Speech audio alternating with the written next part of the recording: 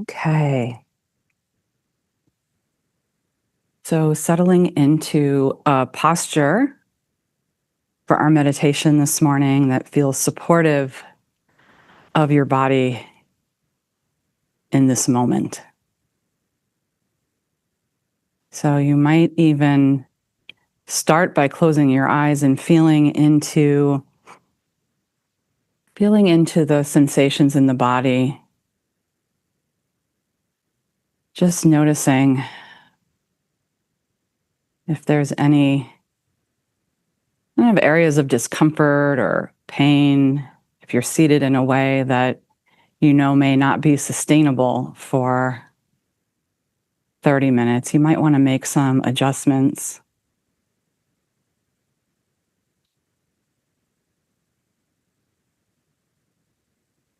With the priority with posture being that the spine is aligned and that the shoulders are relaxed and the chest is open so that you can feel the full kind of movement of the breath.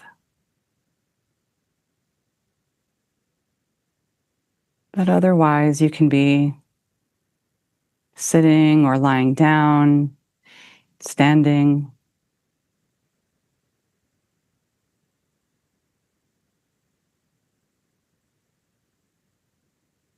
And just begin by taking some deeper breaths. This helps to kind of orient the mind to being in a more relaxed space. And then the body also gets the message that we're here.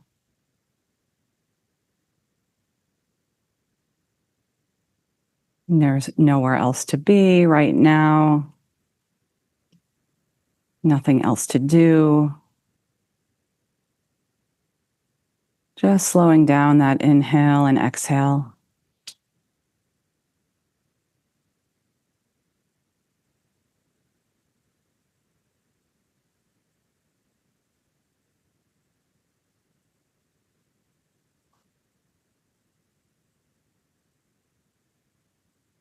Then letting the breath fall back into its natural rhythm.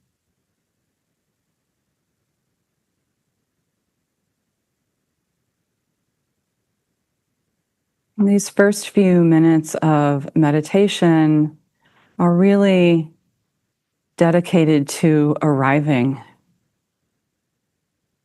in this moment. It seems like there should be a switch that we turn on, we close our eyes and we're here. But that's not typically the way it works. It's a whole kind of reorienting of attention that is sometimes not controlled by the nervous system.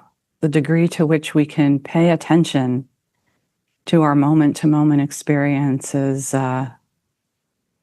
it's difficult if the mind is preoccupied with distraction,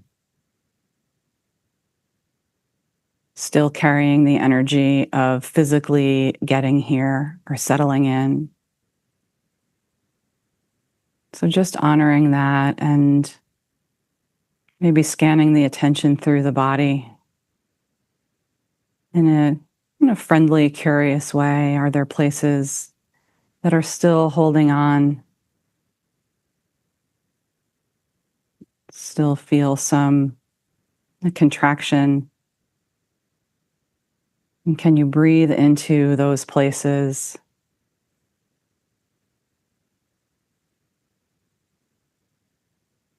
Breathing out, just relaxing and letting go.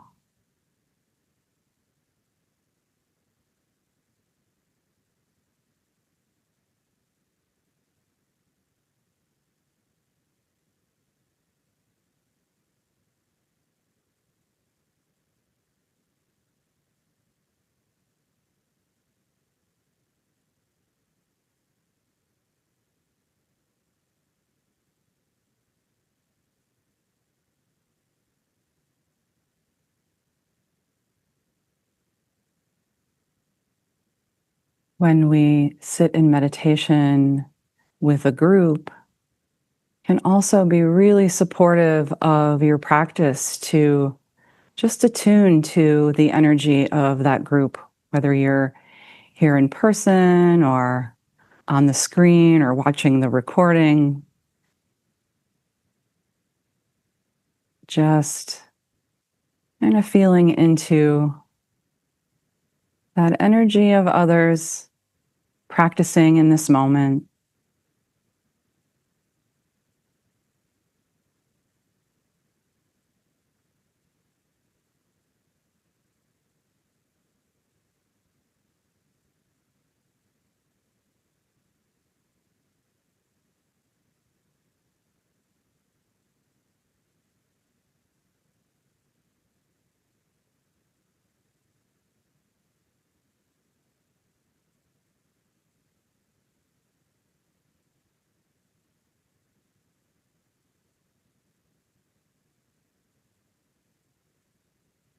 Just tuning into this field of interbeing.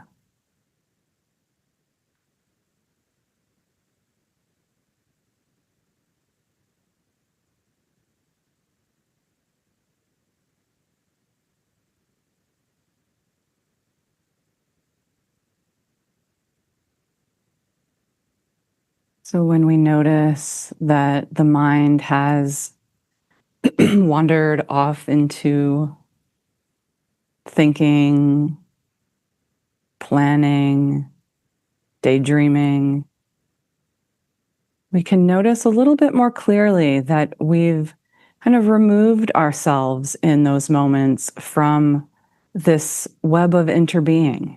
We kind of become isolated in our own mind. And coming back to this present moment also reconnects us to that kind of ephemeral, energetic quality of being here together. So, this coming home to the moment, reconnecting the attention with the breath as it moves in and out, or the sensations in the body. Just bringing us back to this natural place in the order of things where we can relax.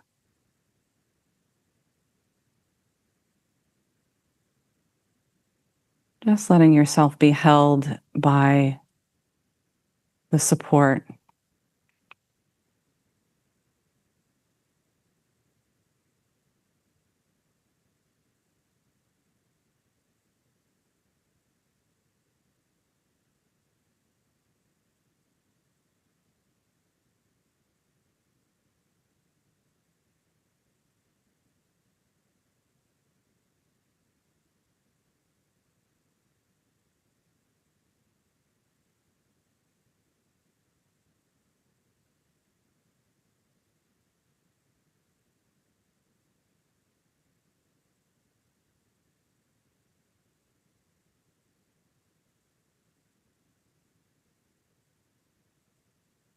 As the breath moves in and out, just knowing that that movement of the breath and its kind of cyclical nature, it's always moving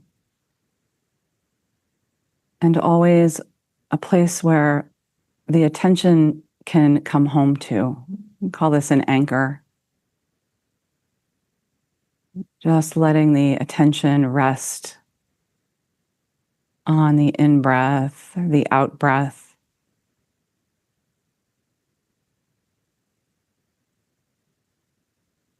In this way, it also keeps us connected to the body, to these feeling centers in the body. Our full aliveness is expressed through the way we kind of express and hold and care for our emotions, the ways we can attune to what's arising within us. So you might just take a moment to notice now what's coming up or what's kind of present in the background of your mood, emotional state.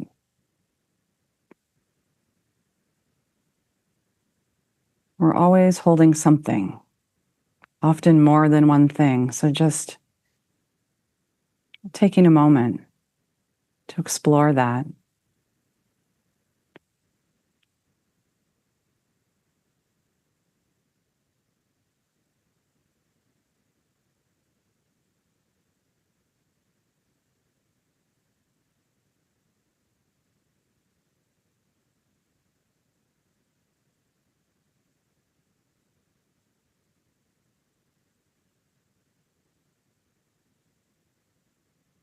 And as the breath moves up and down through the throat, the chest, the abdomen, kind of a reminder that things are always moving, even our emotions, moods, all impermanent, all arising and passing away based on conditions. Conditions are also always changing and moving. So we can hold all of this very lightly. So with a kind of friendliness.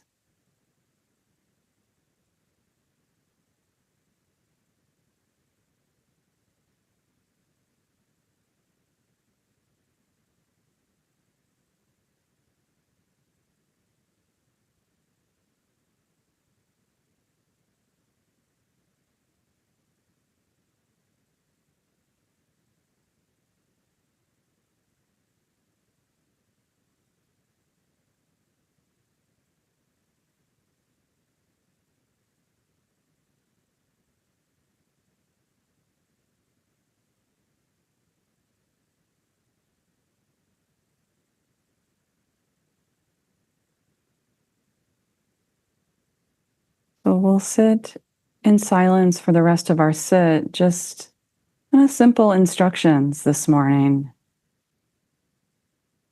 Just feeling yourself here, present, without expectations, without having to get anything right. Just feeling the aliveness in the body through the breath or the hands resting in the lap. Just letting yourself be held in this moment.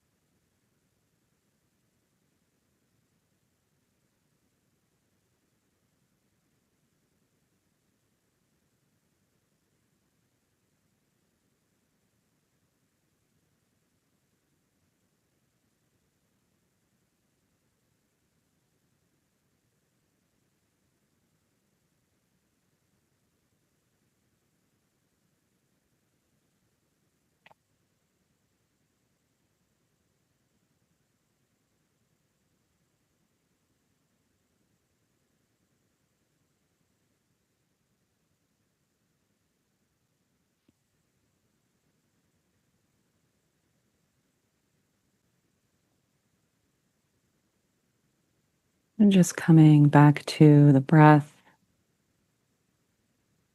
kind of reconnecting once again,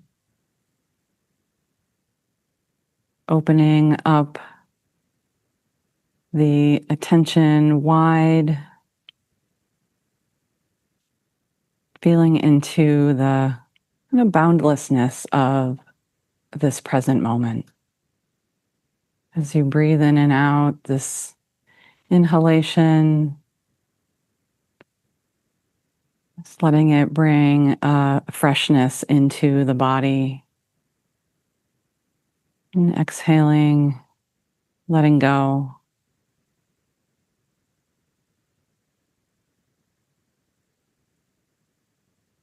And just connecting with your intention for being here today.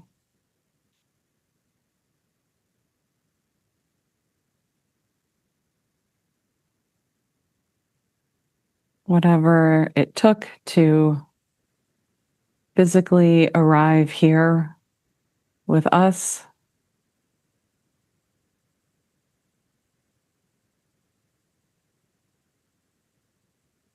And feeling into the sincerity of that intention.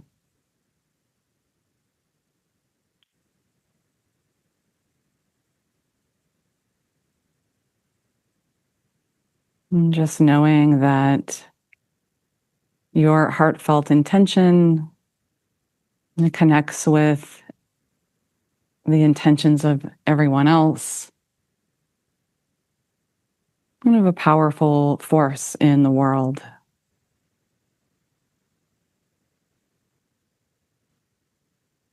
So we dedicate all the goodness that arises from our collective practice today to all beings who are suffering, seeking safety, refuge, who are feeling disconnected,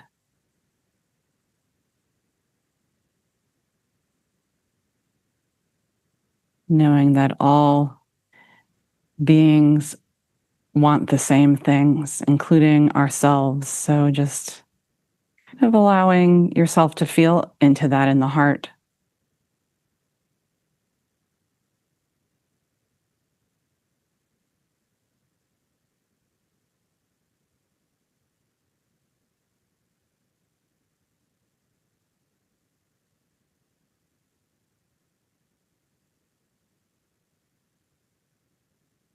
As we get ready to come back,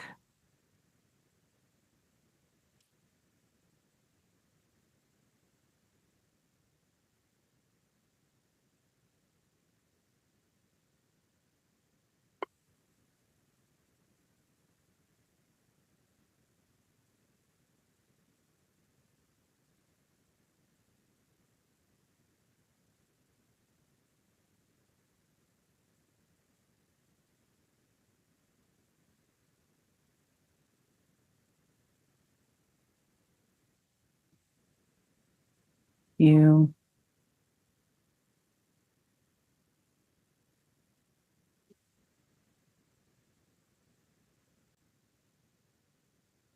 hey. So the topic for my talk today is anger.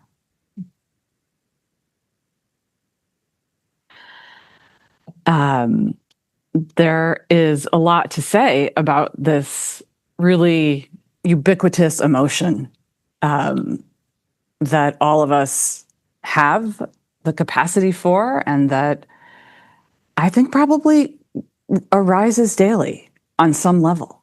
If you think about the spectrum of anger, of this emotion, from the more mild irritation to the full-blown rages that sometimes we can fly into. And just knowing that the cause is really the same thing, no matter where this capacity for anger kind of flares up along that spectrum. And it's that something is not the way we want it to be. which is the condition of being a human being in this world. This is why we all have the capacity for anger. Really, it's not for most of us who are not, fully awakened beings. It's not something that goes away. It's something that we cultivate a relationship with so that we can see it more clearly as it's arising and make a more skillful use of it. So our intention here is to not never get angry and to always be this, kind-hearted human being. That can be the outcome of a lot of practice and a lot of getting to know yourself and your various triggers and all of that. But it can also, just to state this early, can also be like a classic spiritual bypassing thing that we do, is that we don't get angry. We're spiritual, or we're Buddhist. Buddhists don't get angry. And there just could not be further from the truth. So when we have really honed our ability to pay attention, our mindfulness practice, our ability to notice what's happening moment to moment in a non-judgmental and curious way, our whole relationship to all of our emotions, all of life really shifts in a very positive direction. But I think especially to anger, because it's so deeply ingrained. Sometimes the things that we don't like, that really kind of fall along this more extreme end of the spectrum, they're somehow tied to our perception of our safety in the world. This is a really interesting thing to start to unpack. What kinds of things make us angry? So we'll do some sort of classical Buddhist philosophy and teaching, and then we'll connect it to our everyday life and like the realities that we experience and the average householder layperson's life. So, Buddhistly speaking, all anger arises out of a misconception of the self, of who we are, based on if we're angry at something or about something, which means we've automatically separated ourselves out from the whole. And so I'll talk in a minute about the stories, the beliefs that fuel the anger, but just baseline, we are misunderstanding something at a fundamental level when we are really spun up and we're craving something, we're clinging to something. Often it's a belief about how things should be, right? And it can be helpful to listen with a scenario in mind, like something that ticked you off recently, and to kind of see how it plays out for you. Because we're all very different in terms of what makes us angry, and how we express that.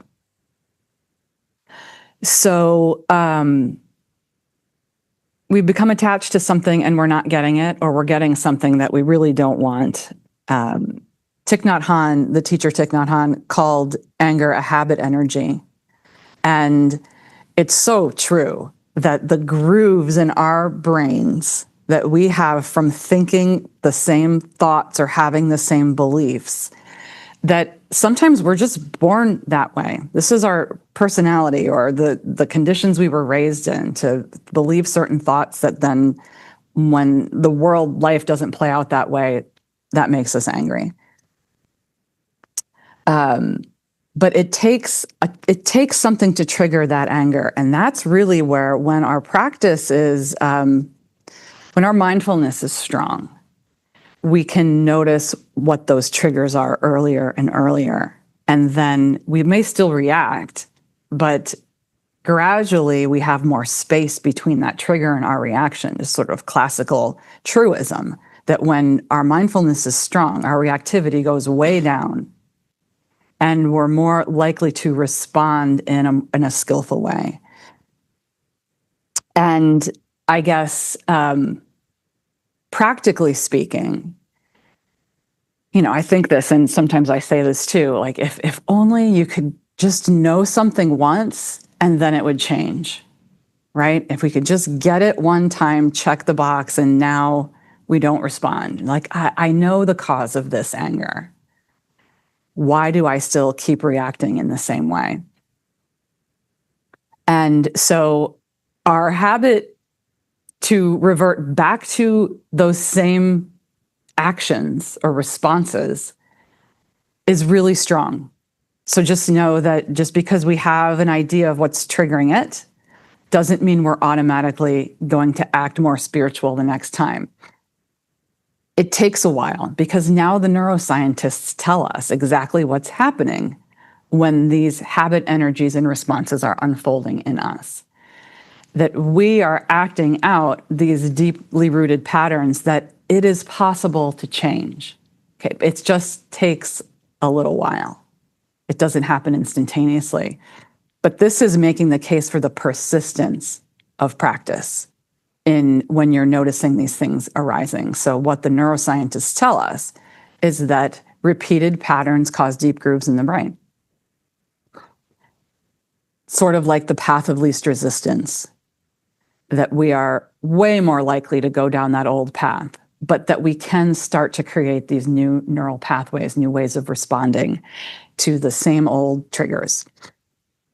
And just by formally practicing like we do here, sitting, noticing the mind wandering, noticing emotions and feelings arising, being friendly with all of that, bringing some self-compassion in, and coming back and staying put in this moment with all of the mind, body, heart stuff that's unfolding.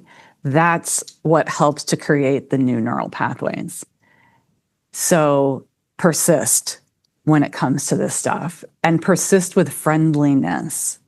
Because if you get angry at yourself for being angry, you're going to get more angry.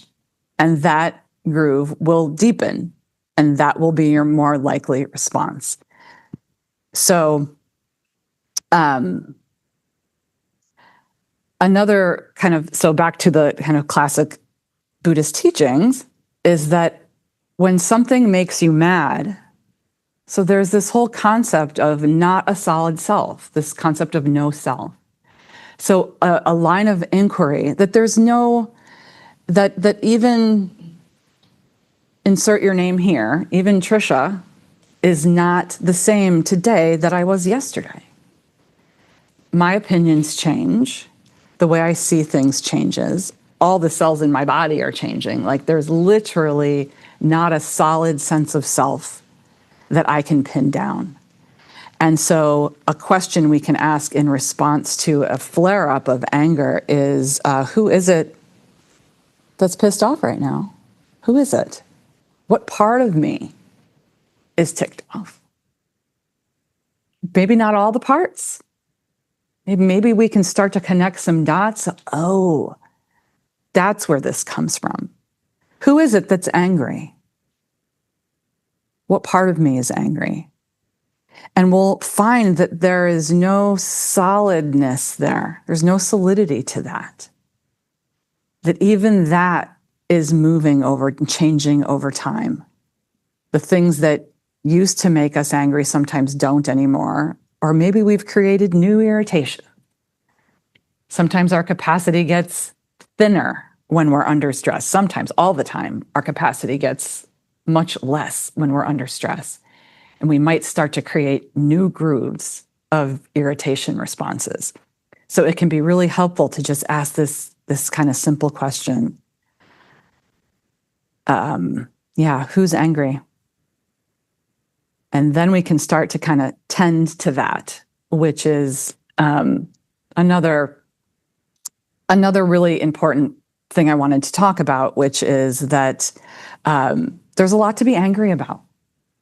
So we don't want to just be on this like high spiritual plane. It's like, oh, okay, well, I'll notice this and then it'll go away, or I'll try to change my responses if I see some results, right? We kind of want to let go of that, expecting anything and trusting in this process, but also knowing that there's real life things to be angry about. And anger is not a wasted emotion.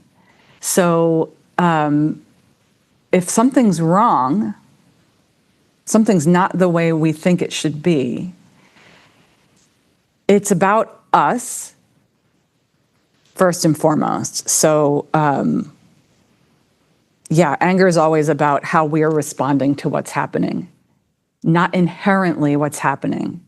So this is where we have to kind of like ride both sides of the fence.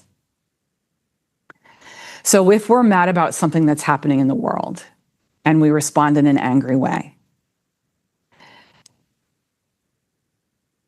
it will cloud our mind. So again, this is the neuroscientists have told us, when we are mad about something, really mad, we disconnect from our executive functioning because we don't need it. If we're really mad and we have to take care of business, we don't need that part of our mind that's linked to memory and compassion and our ability to understand different sides of an issue or whatever's happening, to understand something from someone else's perspective. That's not necessary. If our life is at risk and something's really wrong and needs to be fixed right now. So anger clouds the mind, definitely physically disconnects us from the place where we can make a skillful decision, and even where we're connected to our intention for how we want to be in the world. So I was at a rally recently, and it was very interesting because, so maybe some of you were even there. We were all on Maple Avenue in Vienna. It was a No Kings rally. It was very joyful. And it was really, everyone's happy, singing, solidarity, until some cars drove by that were not thinking the same things we were thinking and being kind of like ugly about it. And it was very interesting to watch my own response and then the response of others who were there, faces like twisting in anger. Some people even going after them. They were like driving by, right? Repeatedly. And it was, have you ever been in that situation where like you see you're trying to do something good and bring positive energy into the world, and then something makes you really angry, and all of a sudden we take on the energy that's just like the thing we're opposed to. And so that was an extreme example. I'm just like imagining a few people that were like, oh. And in one case, the person came back to where we were standing, the angry person, and a woman went up to them and she put her hand on their shoulder, said, "It's okay. It's okay. Let's try not to respond like that, because it's just putting more anger into the world." And this person went, "Oh, like, of course." And then disappointed and like, why did I do that? I totally overreacted. So that was like an extreme example. Those are always the ones that are easier to see. But think about the ways, like say it's in our relationship, like our relationship that we have. And we want to have a loving relationship, damn it. We're not getting enough love. And how our anger at the belief that we are holding, which may or may not be true, because it involves another person and we can never fully know the motivations of other people, the ways we respond are in opposition to what we say we want. So this is why it's really skillful to look at anger. And we have to be so kind to ourselves when we do this, because it can really cause us to dissociate. because we don't want to be like that. And I find it really helpful to understand that these bodies and minds are part of evolution. Like, we don't have a say where we popped into this evolutionary cycle. We got these bodies and minds that we know are still kind of connected to a primitive side. We all have that reptilian brain that still wants to protect us at all costs, that still gravitates toward pleasure and comfort and wanting to check out when things get too hard, and the side that's going to like fight at all costs. So we can't help that. That's where we landed, in these bodies that are very connected to the way things are. And this practice of cultivating mindful awareness is, it's almost like that little salmon swimming upstream. It can get there, but it's a lot of work because we're swimming against some of these evolutionary capacities to fight and to be indignant and have really strong opinions about every little thing, to separate ourselves out from them. You know, it's a whole nother Dharma talk about the us and them mentality that takes place. I was mentioning, I think it came up in the meditation today, that when we become lost in thought in meditation, that is an act of separating ourselves out from the whole. It's really kind of simple. Most of our day is spent separate from the whole. Like, we're not always just, one with the universe. We have stuff to do. So I'll become Trisha after this because I got to meet someone and do something. And can we insert these reminders that I can relax? I actually am still part of the whole, and how easily we get pulled out of that. And so our meditation practice is a wonderful way to notice that and come back, especially when we're practicing in community like this. There really is a vibe here. I don't know if you all feel it. Maybe you do. When we sit together, it's very different than sitting.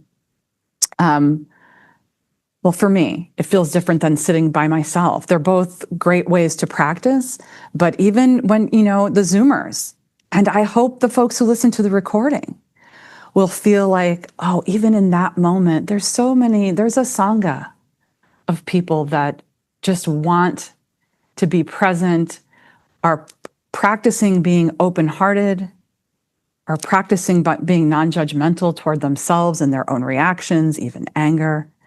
And when we come back to that communal space, it's actually the relaxing place to be. If we can practice being there, just feeling that in this moment, I'm here, I'm alive, I'm here with these other people. There's an energy in the room that can feel very supportive of not separating yourself out. So when we're angry, that's the quintessential way of saying, I don't like it. I, solid sense of self, don't like it, everything else. And it's extremely stressful. And again, not the energy we want to be coming to if we're hoping to make change, which our anger is usually a sign that something needs to change. Because it's a wrong conception. Remember, it's a wrong conception of the self. So how do we shift that conception? And usually, it's often the way we're perceiving things. But even if we want to change our external circumstances, it's not going to come from a place of separation. So what the woman at the rally, I think, was saying was that we know that that's not helping. That fuels polarization. To try to make the other people angry is going to make them dig in even more. And when we're living and practicing in service of the whole, of interconnectedness. That is not what we want to do. There's part of us that does, that gets a little dopamine hit off of that, being right. But the Buddha was playing the long game. So those little dopamine hits are not it. That's not where we're going for long-term gain. And there's all kinds of language in the suttas about the wisdom of giving up a short-term good for a long-term good. And so that's kind of what we're training ourselves to do, is to say, ooh, that's not going to be helpful. And plus, we have all kinds of history in this country about how civil disobedience, peaceful protest makes a much greater impact than the anger.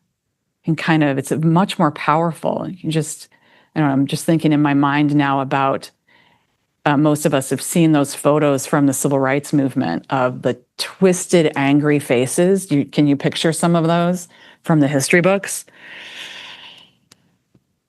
The suffering for those people as well, even the folks we would say were on the wrong side of history.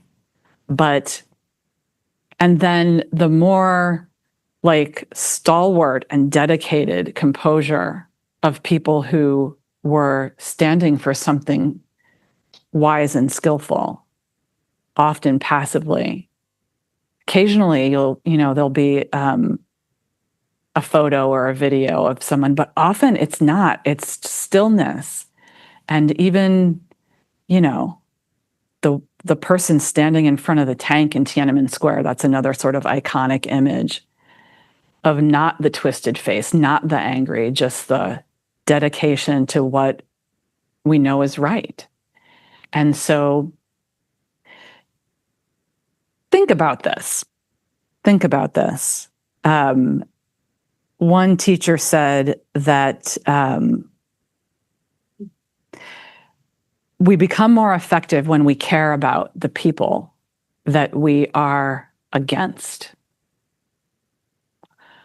Whether it's your spouse or your partner, because remember, when you're angry, you're against something. That's just by definition.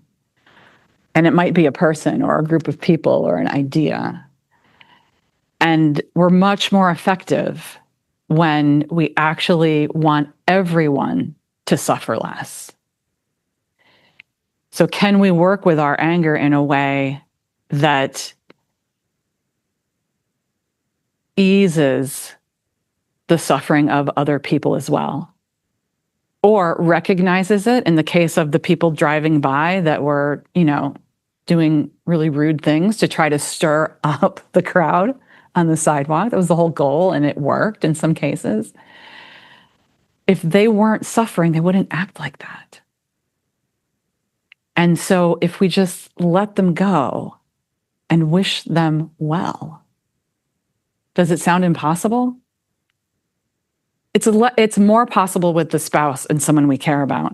We really can see it in those closer in relationships. But this Buddhist practice is not about your close in relationships. It really isn't. It's about every being, everything. There's no exceptions for the ways that we care for the world and for our fellow human beings. That when one person wakes up, everyone wakes up. So it's a heavy lift for these human mind, body, hearts in 2025. We are not like this Shangri-La yet where everything's right. So we are called to stand for things, but to do it with the long game in mind, which is that everyone can see clearly the causes of suffering and the way to end suffering. So practicing looking at our reactions and perceptions, that's the takeaway from this very short talk on anger and all of the difficult emotions. What are we believing in that moment that's driving the separation? It's driving the need to be right. driving the need to just push the other to the ground and rub their face in it, you know. And first of all, to admit to ourselves that we have that capacity. I think that's really important. I hope it's not just me that has that capacity. Good, I'm seeing some nods. Yeah, this is the hardest part of the practice, is to see what we are capable of. Often we're not acting out on it, but just see the flames that can arise and some of the thoughts that accompany that and say, wow, that's suffering. Look at me wanting to make someone else suffer. Isn't that interesting? I'm not, you know, that's just a human capacity. Oh, look, there's my fight or flight response, is a lovely way to look at that. Very highly recommend looking at saying that thing to yourself. Look at that fight or flight response in me. It depersonalizes it a little bit so that we can put a space in there and say, in that space that I notice this, I'm going to choose something different. I'm going to choose to reconnect instead of separate myself out. So it's very courageous to look at the perceptions and beliefs we have, even the righteous ones, the ones that we know are good, and see how they might be fueling separation. And what is our true intention there?